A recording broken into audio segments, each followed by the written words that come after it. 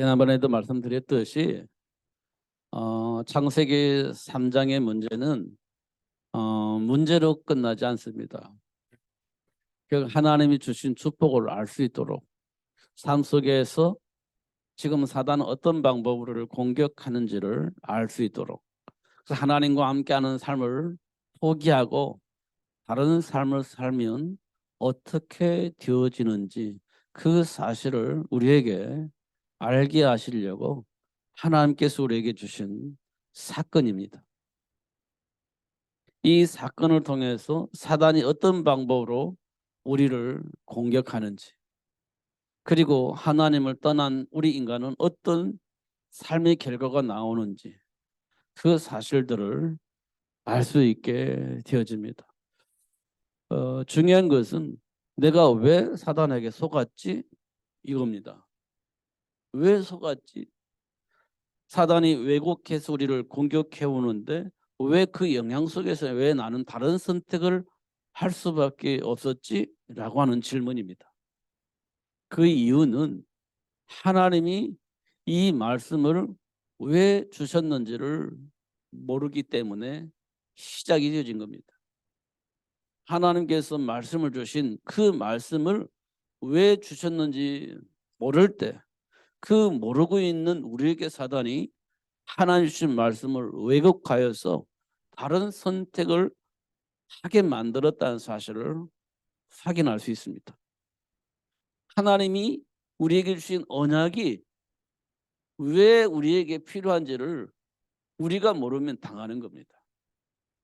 그 언약 안에 있을 때 비로소 왜곡하는 사단에게 속지 않고 하나님과 함께하는 삶을 누릴 수 있게 되어지는 겁니다. 그럼 우리는요, 삶 속에서 어떤 생각합니까? 환경을 보고 선택을 합니다. 사람을 보고 선택을 합니다. 그러면서 우리는 뭐라고 하냐, 그거 보고 눈치를 본다 이렇게 부릅니다. 환경을 통해서 눈치를 보는 거예요. 지금 우리가 살고 있는 현장에 보니까 사람들이 어떻게 살고 있는가, 어떤 기준으로 움직이고 있는가, 지금 사람들은 어떤 것을 목적을 두고 살고 있는가 딱 눈치를 보고 거기에 방향 맞춰서 판단하고 선택을 하는 겁니다. 그럼 하나님 말씀은 내 안에서 작동될까요, 안 될까요? 안 될 겁니다. 왜냐하면 내가 살아남으려면 이들과 보조를 맞춰야 돼요. 이들이 원하는 것을 내가 행해야 되는 겁니다. 그래야 내가 살아남을 수 있어요.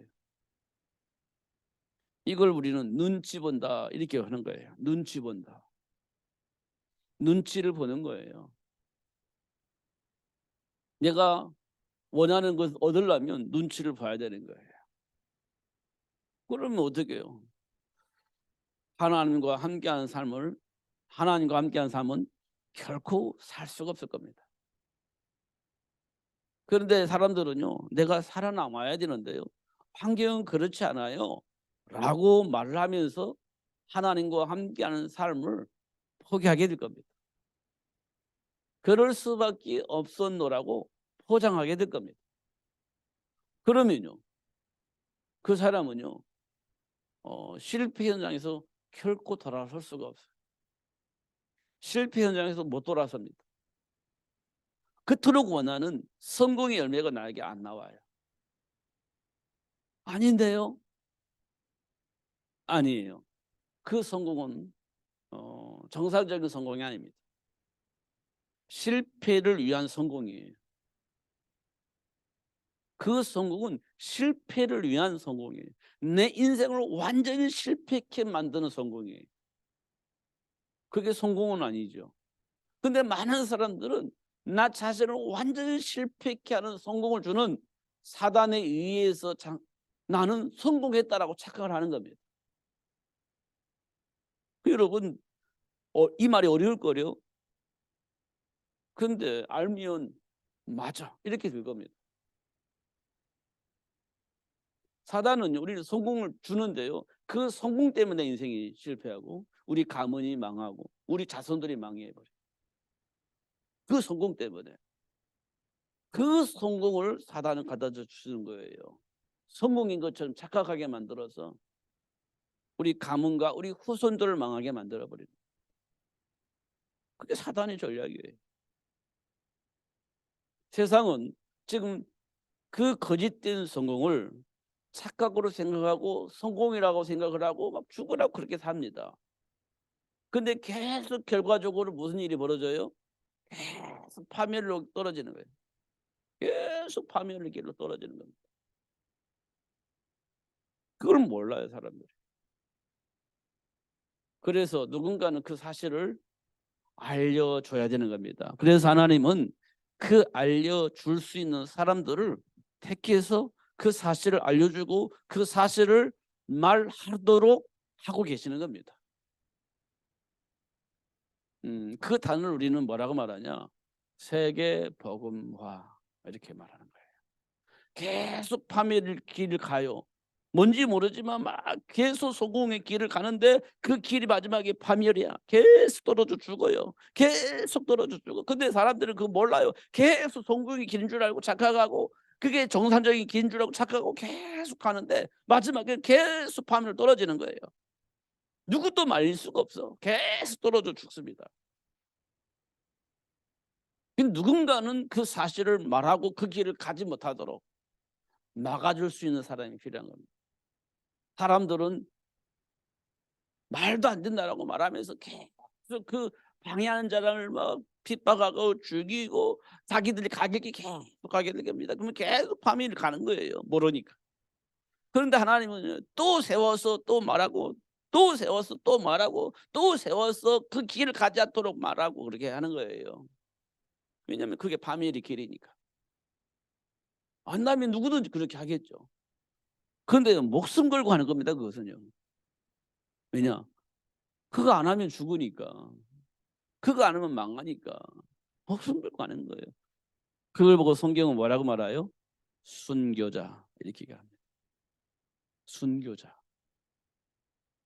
그렇게 얘기를 하는 겁니다. 그 순교자들로 인하여서 하나님 주신 축복이 무엇인지, 그래도 하나님이 이 세상 많은 사람들에게 그 복이 무엇인지 알 수 있게 하신 겁니다. 왜 그들이 순교자의 길을 가면서까지 그 길을 왜 막았는지 그 이유를 알 수 있도록 그렇게 하신 것입니다. 그래서 아는 것이 힘이에요. 조금 제가 유식하게 써볼게요. 이 맞나요?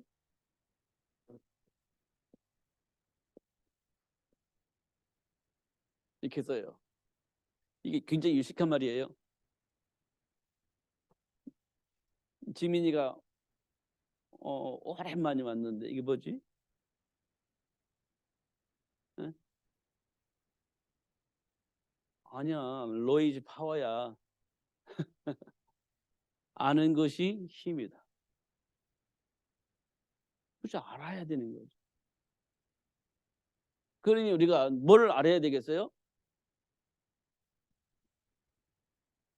예수를 알아야 돼. 예수. 그잖아요. 예수를 모르면 뭐가 없어요? 힘이 없어요. 예수를 모르면 힘이 없어요. 힘이 없다는 것은 감당이 안 된다는 거예요. 감당이 안 돼요. 감당이 안 돼요. 힘이 없으면. 감당할 수 있는 힘이 필요하죠.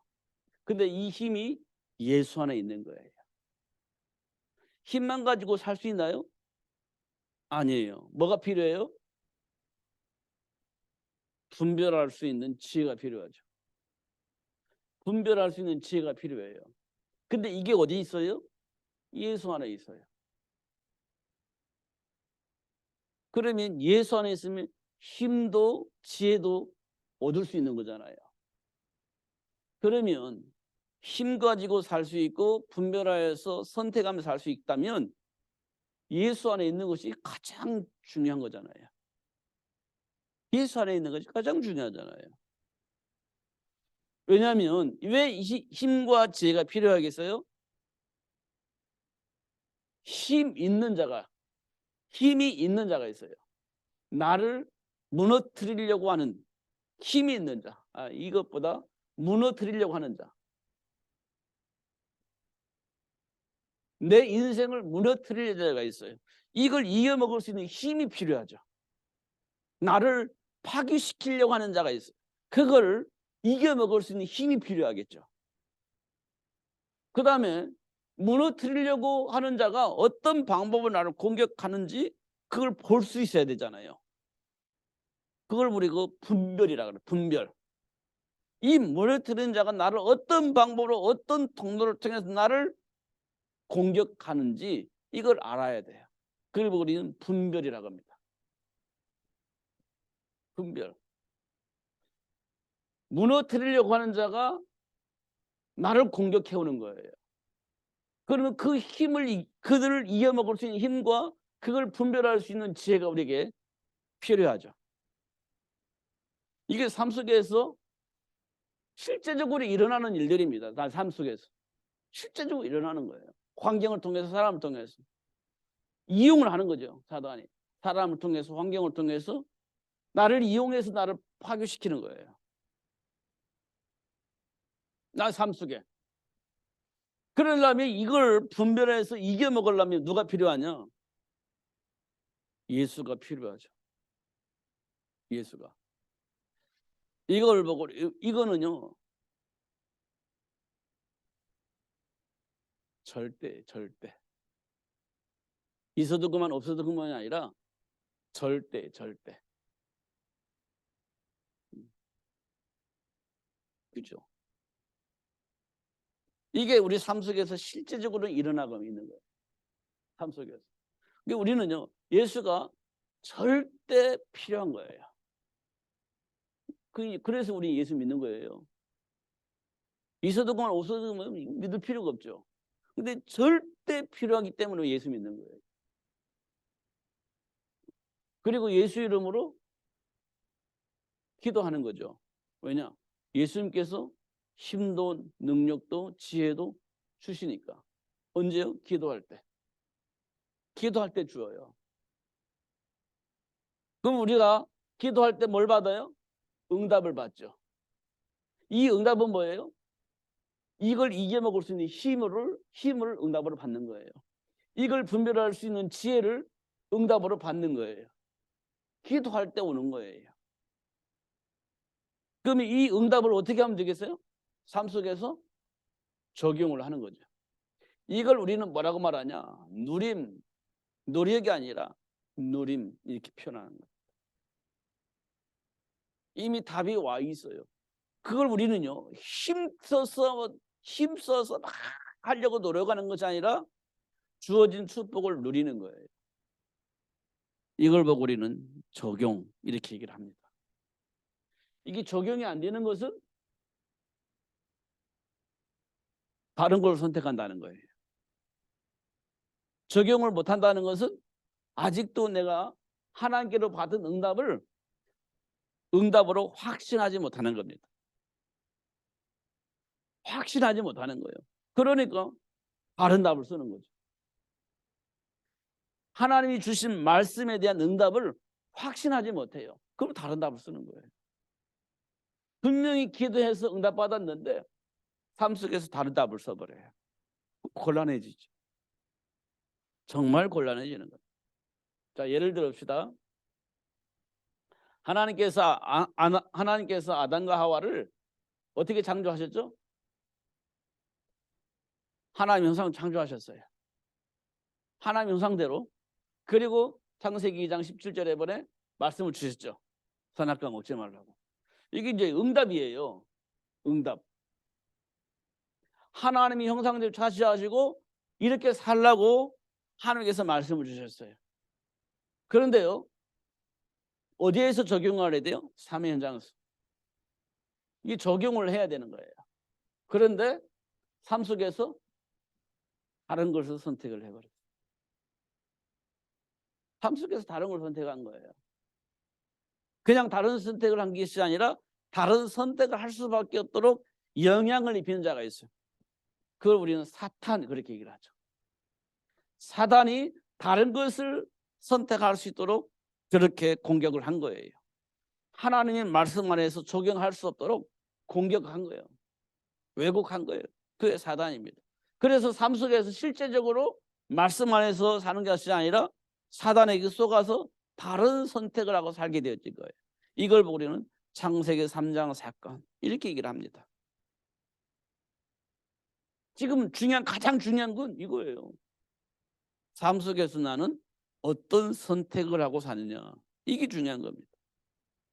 그럼 이 선택할 때는 분명 우리가 예수 믿는 사람으로서 하나님의 말씀을 응답으로 받아요. 이렇게 살아야 되는데 난 다른 삶을 살아요. 다른 삶을 살아요. 사단에 의해서 영향을 받아서 늘 그런 선택을 하는 삶을 사는 겁니다. 그럼 결국 삶 속에서는 하나님과 함께하는 것이 아니라 사단과 함께하는 삶이 나에게 나타나는 거예요. 이걸 보고 우리는 창세기 3장 사건 이렇게 얘기를 하는 겁니다. 자, 이 말 알아들었죠? 그럼 결국 나는 삶 속에서 어떤 선택을 하냐가 중요한 거예요. 하나님의 말씀을 가지고 답을 가지고 그 안에서 삶을 선택할 것이냐, 하나님의 말씀을 알긴 알겠는데 그건 남이 아닌 것 같아, 나는 이걸 선택을 할래, 이렇게 다른 선택을 하면서 사는지를 우리는 확인을 해야 되는 겁니다. 굉장히 중요한 거예요. 가장 근본적인 문제 이거는요. 인간의 가장 근본적인 문제, 가장 밑바닥에 있는 문제, 가장 깊은 내면 속에 깔려져 있는 문제. 이게 삶 속에 드러나는 거예요. 그러니까 할 말이 없지. 성경 자체를 부인하면 몰라도 부인하지 않고 말을 알아들었다면 내가 지금 무슨 삶을 살고 있지? 내가 어떤 선택을 하며 살고 있지? 이걸 우리가 확인할 수 있어요. 그렇잖아요. 자, 삶 속에서 어떤 선택을 해요? 에이, 그래도 그렇지. 이런 선택을 할 때가 많이 있을 겁니다. 우리는 하나님의 말씀 안에서 봐야 돼요. 하나님 우리에게 이런 복을 주셨어요. 우리는 그 복을 누릴 수 있는 사람이에요. 그런데 사단에게 속아서 다른 선택을 하며 살고 있다는 사실을 꼭 확인을 해야 됩니다. 세상 사람 다 그렇게 사는데 세상 사람도 역시 마찬가지로 하나님과 함께하는 삶을 살지 않기 때문에 그렇게 사는 거예요. 세상 사람은 다 망한다고 해서 나도 그 망하는 길을 갈 필요는 없잖아. 어차피 망하는 길인데 그 길을 왜 가요? 망하지 않는다고 생각하니까 그 길을 가는 거예요. 망한다면 가겠어요? 안 가죠. 망한다는 사실을 안 믿으니까 그 길을 가는 거예요. 여러분, 이 세상 많은 사람들이 망하는 길을 갈까요? 아니면 안 망하는 길을 갈까요? 이 세상은요, 망하는 길을 향해서 가고 있어요. 사실은 이 세상 모든 사람이 망하는 길을 향해서 가고 있어요. 누구든지 망하는 길을 가고 있어요. 굳이 망하는 길을 선택하면서 굳이 망하는 길을 가고 있어요. 그 길을 안 가도 되는데 굳이 그 길을 가요. 안 가도 되는데 굳이 그 길을 선택해서 가요. 이 세상 모든 사람들. 근데 사람들은 그거 몰라요. 그러니까 나도 그 길을 가. 나도 그 길을 선택해서 가. 이렇게 되어져 있습니다. 지금 우리 이 세상에. 우리 렘넌트들은 당연히 그 길을 선택해요. 당연히 굳이 그 길을 가요. 우리 렘넌트들이. 어른들이 그 길을 가니까 우리도 그 길을 가는 거예요. 굳이 그 길을 가요. 가지 말라고 가지 말라고 해도 굳이 그 길을 가. 안타까운 일이죠. 그 사실을 아는 사람은 뭐예요? 애통하는 마음으로 기도하는 거예요. 애통하는 마음으로 안 되니까 애통하는 거예요. 기도하는 거지. 우리 힘으로 할 것 같으면 어떻게 해서든지 할 수 있을 것 같은데 우리 힘으로 안 되어지는 일이니 어떻게 할 수가 없어요. 그러니까 좀 답답한 거예요. 그래서 애통하는 마음으로 하는 게 기도하는 거지. 하나님, 망하는 길을 가고 있어요. 말해줄 도 안 믿어요. 망하는 길을 가고 있습니다. 하나님 도와주세요. 이렇게 기도하는 겁니다. 이거는요, 아무것도 모르고 하는 게 아니야. 알기 때문에 그런 기도를 하는 거예요. 망하는 길을 가는 길을 알고 있기 때문에 하나님 좀 망하는 길을 가고 있어요. 도와주세요. 알고 있기 때문에 하는 기도지. 그잖아요. 뭐 아무것도 모르는데 하나님 도와주세요. 왜? 몰라요. 이렇게 말하는 게 아니에요. 기도할 때는. 도와주세요. 왜? 이 길은 망하는 길인 걸 알기 때문에 그 길 안 갔으면 좋겠어요. 도와주세요. 왜? 거기에 대한 답을 내가 가지고 있는 거예요. 그래서 하나님께 기도하는 거예요. 기도하는데 왜 기도하는데? 몰라. 그럼 그건 기도가 아니에요. 힘이 없어요. 왜 기도하는지를 모르고 힘이 없는 거예요. 한나가 기도합니다. 아들 주세요. 왜? 우리 가문의 대를 이을 수 있는 아들이 없어요. 가문의 대를 이을 아들이 필요해요. 하나님 아들 주세요. 그게 기도 제목이에요. 왜 할 때? 그러기 때문에 내가 하나님께 기도하는 거예요 라고는 답이 있어요. 그잖아요. 근데 몰라. 그냥 아들이 필요해. 곤란합니다. 근데 그런 한나에게 하나님께서 분명한 답을 줘요. 그게 중요하냐? 예, 저에게 너무너무 중요합니다. 근데 이 세상은 나와 관계가 없는데 너도 지금 나와 관계가 없는 것 같아. 그때 한나가 어떤 생각을 했을까요? 너가 기도하는 건 나와 상관이 없는 것 같은데? 이랬을 때 한나가 어떤 생각을 했을까요? 하나님께 분명히 아들 달라고 기도하고 있는데 하나님이 너는 나와 상관이 없는 것 같아. 만약 이렇게 하나님께서 말씀을 하시고 한나가 그 말을 들었더라면 어떤 생각이 들었을까요? 그러면 하나님이 뭘 원하세요? 라고 하나님께서 원하는 건 도대체 뭐예요? 라고 질문을 하지 않겠어요? 하나님이 원하는 건 뭐예요?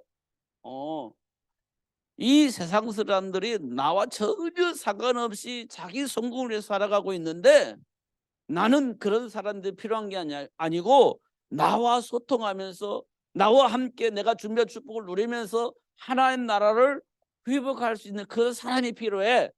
이렇게 대답을 했을 겁니다. 한나가 그 말을 들었겠죠. 아, 그렇군요. 그러면 내가 아들 주세요. 하나님과 함께 살면서 하나님이 준비한 축복을 누릴 수 있는 이 복음을 증거할 수 있는 사람으로 하나님께 드리겠습니다. 이렇게 기도가 되어지겠죠. 자, 지금 제가 이걸 설명을 했는데 지금 내 안에 있는 기도 내용이 과연 이렇게 되어져 있는가? 아니면 내가 원하는 거 얻기 위해서 기도하고 있는가? 하나님께로부터 왜 기도해서 난 이렇게 이걸 원해서 기도했어요. 근데 하나님은 아니 나는 원하는 게 이거야 라고 하는 대화를 하는 그 기도가 지금 나에게 되어지고 있는지 그건 꼭 확인해야 됩니다. 이거 굉장히 중요한 거예요. 정말 중요한 겁니다. 그러면 내 안에 있는 체질도 내 안에 있는 삶의 기준도 내 안에 있는 삶의 방향도 이 모든 것들이 사실은 정리가 될 겁니다. 정리가 될 거예요. 그러면 되지 않겠어요? 다 되는 거지. 그를 보고 우리는 이걸 보고 혈과 육의 싸움이 아닌 영적 싸움이라 이렇게 우리는 말을 하죠. 영적 싸움. 그러려면 예수 안에 있는 힘이 필요하고 순간순간 분별하여 선택할 수 있는 지혜가 필요한 겁니다. 근데 여기는 고정관념이 없는 거예요. 순간순간 지혜로운 선택을 할 수 있는 지혜가 우리에게 필요한 거예요. 그렇잖아요. 그러니까 탈북민들이 한 번씩 이렇게 탈북민들이 우리나라에 와서 정착을 하면서 이야기를 막 풀어내는 그런 프로그램이 있습니다. 탈북민들이 제일 처음에 와가지고 이제 우리나라에 오면 뭘 받죠? 집을 받잖아요.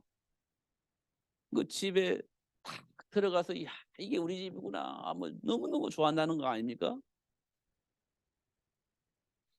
근데 대부분 아파트를 이렇게 분양받으니까 이렇게 그 이제 너무 좋아서 이제 그런데 아파트 단지에는 뭐가 많죠? 버려지는 것들이 많잖아요. 버려지는 거. 와, 농이 있는데 야, 이거 새 것 같은데 버렸나 이거? 뭐지 이거? 야, 이거 새 건데 이렇게 생각을 한다는 거예요. 그러면 이제 관리하는 사람들은 이거 버린 거예요? 예, 버린 거예요. 그럼 가져가도 돼요? 예, 가져가도 돼요. 그런다는 겁니다. 야, 이거 새 건데 얼마든지 쓸 수 있는 건데 그러면 그걸 이제 사람들은 버렸지만 자기를 가지고 가서 쓰는 거예요. 왜 그럴까요? 한국 사람들은 그걸 이거는 이제 버리고 새 거 사야 되겠다. 버린 거예요. 근데 북한 사람이 볼 때는 이건 너무 새 건데 왜 버렸을까 하고 가져가는 거예요. 지금 제가 뭘 설명을 하냐면 이거를 버릴 것인지 이걸 쓸 것인지 판단해야 되겠죠. 판단 결과 버리고 새 거 사자 이렇게 된 거예요. 그게 현명한 판단인지는 아무도 몰라. 아무도 몰라. 근데 우리는요 자연스럽게 그런 선택을 하고 버리고 사는 거예요. 그렇습니다. 그걸 할 때 분별할 수 있는 지혜가 필요해요. 과연 이게 맞는 것이냐 틀린 것이냐. 어디에 방향 맞춰야 되겠어요? 세계 복음화에. 세계 복음화에 방향 맞추면 이걸 지혜롭게 분별해 선택할 수 있어요. 그렇지 않고 그냥 내 안에 있는 동기나 욕심을 가지고 보면 이게 버리고 새 거 사고 버리고 새 거 사고 누가 뭐라고 할 사람 하나도 없습니다. 근데 그게 과연 세계 복음화를 위한 삶이 지금 내 안에 있느냐 이거를 한 번쯤은 또 확인해 볼 필요는 있는 거예요. 그게 그렇게 나쁜 건 아니에요. 그러나 세계 복음화라고 하는 단어 속에서 생각해 보면 다른 생각을 할 수도 있게 되어지는 거죠. 그게 예수 안에서 이게 가능하다 이렇게 볼 수가 있는 겁니다. 예수 안에서. 저는 지금 제가 여러분들에게 이렇게 설명한 삶 속에서 아무 생각 없이 할 수 있는 행동들을 끄집어내서 얘기를 하는 거예요. 아무 생각 없이 세계 복음만 전혀 상관없이 생각하고 판단하고 결정하고 반복해서 하는 거예요. 그런데 하나님은 우리를 세계 복음화의 방향을 맞춰서 이끌어 가고 계시는 거예요. 그런데 사단은요 다른 삶을 살 수 있도록 우리를 혼란케 만들어 버리는 겁니다. 욕심과 동기로 가득 차서 그 안을 그걸 채우도록 하기 위해서 살게 만드는 겁니다. 그러면 세계 복음화는 잊어버리는 거죠. 그렇게 하는 게 사단이에요. 이게 삶 속에서 일어나는 일이에요. 삶 속에서. 이게 창세기 3장 사건이에요. 이 속에서 뭐가 시작됩니까? 고통이 시작됩니다. 첫 번째 고통이 뭐죠? 먹고 사는 문제. 이게 원초적인 첫 번째 문제예요. 먹고 사는 문제.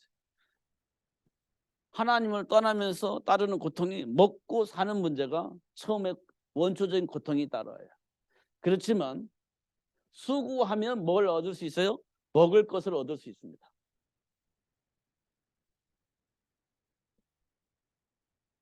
수고하면 먹을 수 있어요.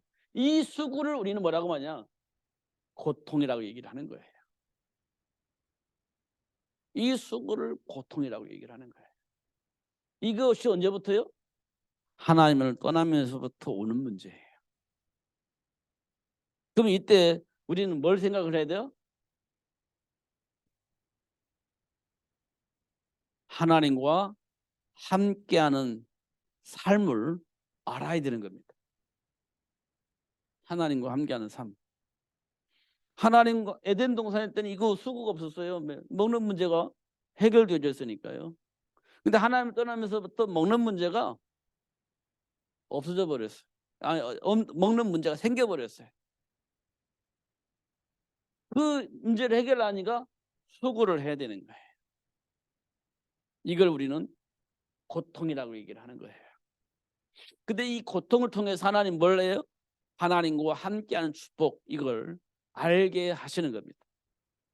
그 다음에 오는 고통이 뭐죠? 그 다음에 그게 잉태의 고통입니다. 잉태의 고통.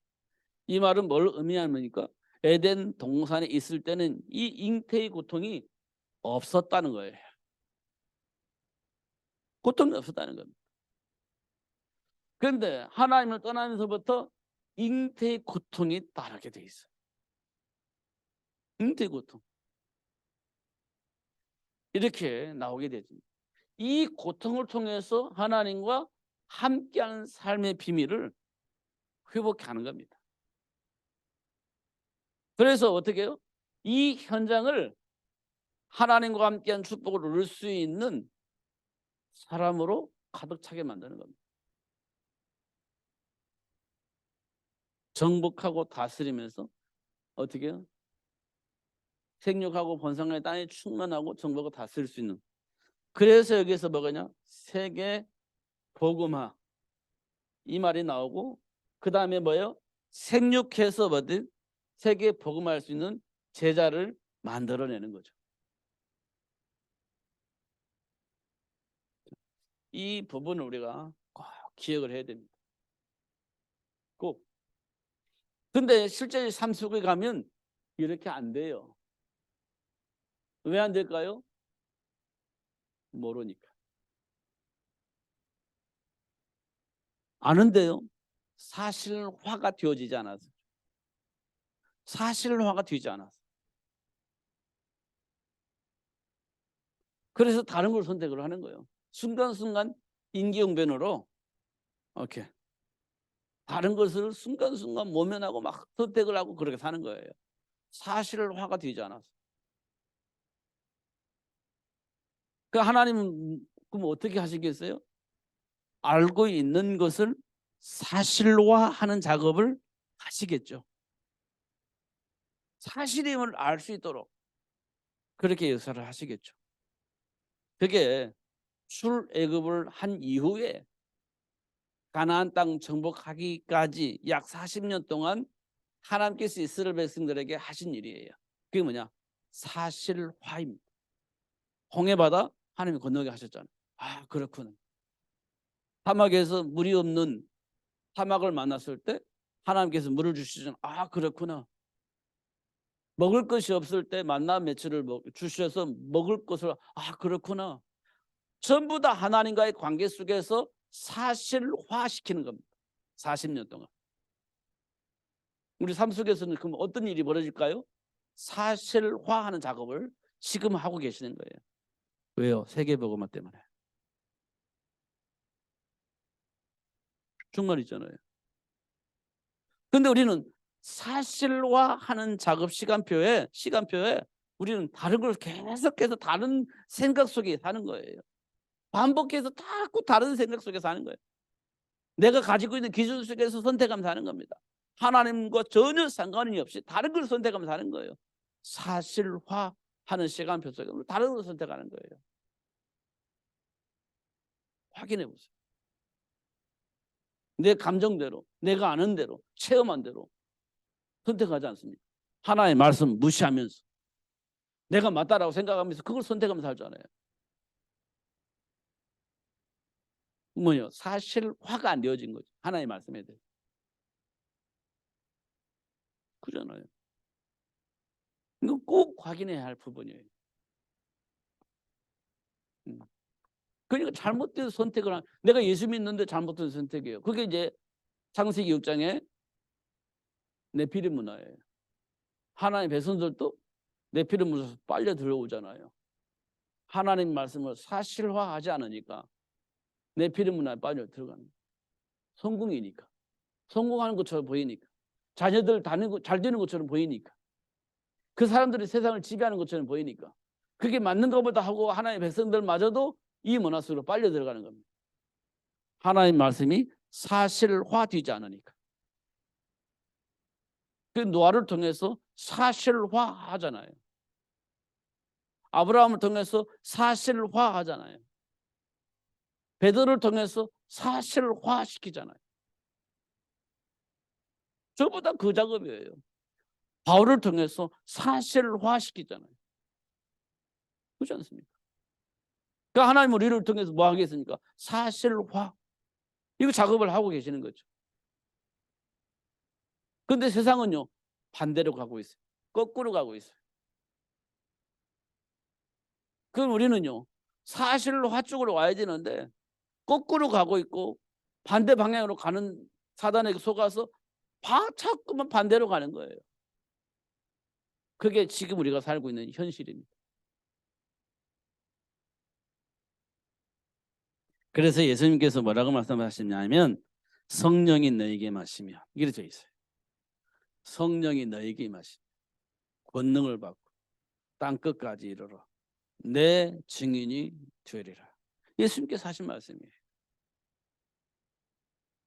그러고 보면 나는 거꾸로 살고 있어요. 반대로 살고 있어요. 거꾸로 판단하고 있어요. 거꾸로 선택하고 있어요. 나 중심이니까. 그렇게 지금 체질 되어져 있습니다. 그런 우리에게 예수님께서 성령이 너에게 임하시면 이렇게 될 거라고 얘기를 하고 있어요.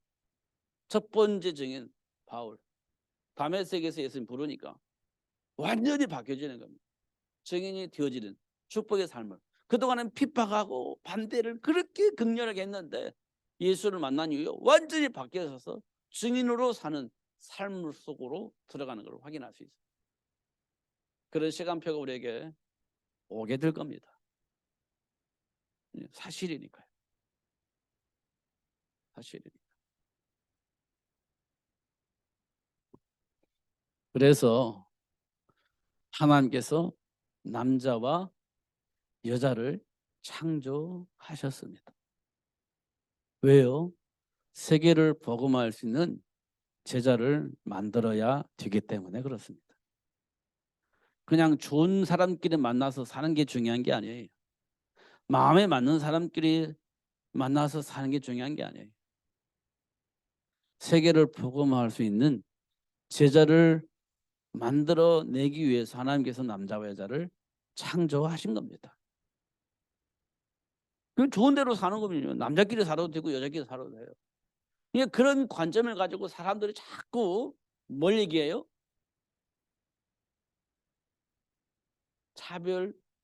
차별금지법. 이거 얘기를 하는 겁니다. 여러분 남자와 여자가 결혼을 하여야 된다는 것을 말하고 있는데 그렇게 주장을 한다는 것은 차별한다는 거예요. 뭘 차별해요? 남자끼리도 할 수 있고 여자끼리도 할 수 있지. 꼭 남자와 여자만 결혼을 해야 돼요? 그건 차별을 하는 것 같은데요. 이렇게 얘기를 하면서 그 차별하는 법을 없애버리라는 거예요. 그럼 남자끼리도 살 수 있고 여자끼리 살 수도 있지. 꼭 남자와 여자끼리 살아야 할 필요가 없지. 꼭 그렇게 주장한 것을 차별한다라고 생각하는 거예요. 그 법을 없애자는 거예요. 말이 됩니까? 그런데 사람들은 그걸 말이 된다라고 생각을 하는 거예요. 난 남자인데 나는 남자가 좋아. 남자하고 같이 사는 거 좋아. 나는 그게 좋아. 그럼 남자끼리 살 수도 있지. 꼭 여자와 결혼을 해야 되나? 그건 너무 잘못된 것 같아. 라고 주장을 하는 사람이 생긴 겁니다. 그 사고가 어디서 왔을까요? 사단에게서. 성경 그렇게 말하고 있는 겁니다. 근데 그 말을 안 믿어. 그 말을 안 받아들여. 나는 여자인데 여자하고 같이 사는 게 너무 좋아. 난 여자하고 결혼할래. 뭐가 문제야? 문제 안 되지. 이렇게 말하는 사람들이 생겨난 겁니다. 그게 어디서부터 왔어요? 사단에게. 왜냐하면요, 남자와 여자가 만나면 반드시 누구를 만들어낼 수 있어요? 세계를 복음화할 수 있는 후손을 만들어낼 수 있어요. 그럼 세계 복음화가 되어지잖아요. 그러면 안 돼. 누가 볼 때? 사단이 볼 때는. 그러니까 사람들의 마음을 다 작용시켜가지고 그런 후손을 만들어낼 수 없는 여자끼리, 그런 후손을 만들어낼 수 없는 남자끼리 서로 사랑하고 살 수 있도록 만드는 법을 만들어내는 겁니다. 누가? 사단이. 그렇지 않습니까? 그게 차별금지법이에요. 그걸 만들어내려고 전 세계가 난리치고 있는 겁니다. 근데 우리나라는 목사님들이 그걸 반대하고 있어요. 왜냐? 하나님은 그렇게 만들지 않았어, 우리 인간을. 그럼 마귀가 좋아하는 거야 라고 딱 앞장서서 반대하고 있는 겁니다. 맞잖아요. 현혹당하면 안 된다니까. 내 감정대로 가면 안 된다니까. 하나님 주신 말씀 속에서 분별해야 돼. 하나님 말씀 안에서. 그러면 여러분은요, 성공합니다. 요셉처럼, 다윗처럼 복을 받을 수 있습니다. 분명히 증인이 되어지게 하시는 하나님의 역사를 내 삶 속에서 체험할 수 있도록 하나님의 역사 하실 겁니다.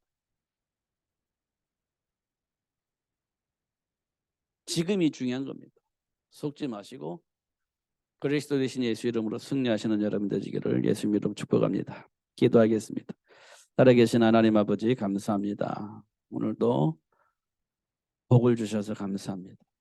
또 지혜를 주셔서 감사합니다. 분별할 수 있는 응답을 주셔서 감사합니다. 선택할 수 있고 누릴 수 있도록 축복하신 하나님께 감사합니다. 결코 속지 않고 하나님이 주신 축복을 누리며 살 수 있도록 성령으로 충만케 하여 주옵소서. 예수 그리스도 이름으로 기도하옵나이다. 아멘. 413장 찬송하겠습니다.